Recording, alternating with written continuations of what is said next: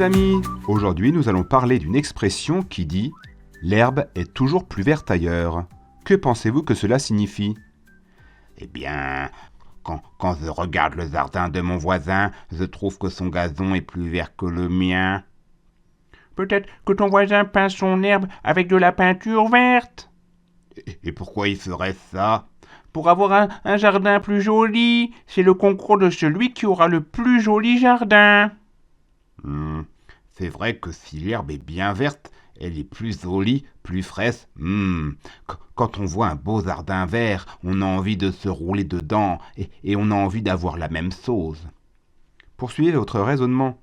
Mais je ne crois pas que les gens peignent vraiment leur gazon. En plus, si tu te roules dedans, tu serais tout vert. Il est peut-être un peu question de jalousie dans cette histoire. Tu es sur la bonne voie, Tigron. Cette expression ne parle pas seulement des jardins. Que pourrait représenter cette herbe verte? Oh, je comprends. C'est quand on pense que ce que les autres ont est mieux que ce qu'on a nous-mêmes. Peut-être que c'est comme quand je pense que les jouets de mon copain sont toujours plus cool que les miens. Exactement.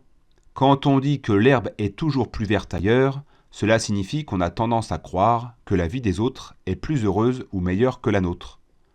Oh, mais pourquoi on pense ça? C'est une bonne question, Poupi. Souvent, on imagine que les autres ont une vie parfaite, comme un gazon toujours vert et bien entretenu. Mais en réalité, chacun a ses propres problèmes qu'on ne voit pas forcément. Comme quand je pense que mes cousins ont une vie géniale parce qu'ils vivent dans une grande maison, mais au fond, je ne sais pas s'ils sont vraiment plus heureux. Tout à fait, Tigron. C'est important d'apprendre à apprécier ce que nous avons, plutôt que d'imaginer que tout est mieux ailleurs. Comment on peut faire ça, Dodo? Il existe plusieurs façons de s'entraîner à voir le positif dans notre vie. Les scientifiques ont découvert que notre cerveau peut changer et s'améliorer. C'est ce qu'on appelle la plasticité cérébrale. Oh, ça veut dire qu'on peut apprendre à être plus heureux? Exactement, Poupi. Une méthode simple est de tenir un journal des merci.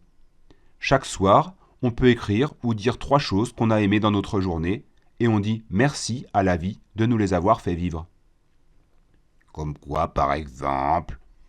Ça peut être des choses simples, un bon repas, un câlin d'un ami, ou même le soleil qui brille. En faisant ça régulièrement, on entraîne notre cerveau à remarquer les bonnes choses autour de nous. Et ça marche vraiment?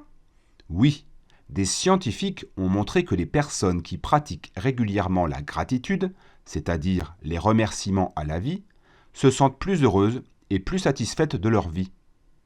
Ça a l'air super! Je pourrais commencer ce soir en écrivant dans un petit carnet 3 choses pour lesquelles je suis reconnaissant. Par exemple, je pourrais écrire « Merci pour le bon beefsteak que j'ai mangé »,« Merci pour le jeu avec mes amis » et merci pour le compliment de Finou sur mes jolies moustaches. Très bien. Une autre méthode est de reformuler positivement. Au lieu de dire « Je n'aime pas mon jardin parce qu'il est petit », on peut dire « J'apprécie mon jardin parce qu'il est facile de s'en occuper ». Oh, je vais essayer ça. Par exemple, au lieu de dire « Je n'aime pas mon jouet cassé », je peux dire « J'aime mon autre jouet qui fonctionne bien ». Ou encore « Chouette, je vais pouvoir jouer à bricoler pour le réparer ». Au lieu de dire « Je suis triste que les vacances soient bientôt finies », je dirais « Chouette, je vais retrouver mes copains de l'école ».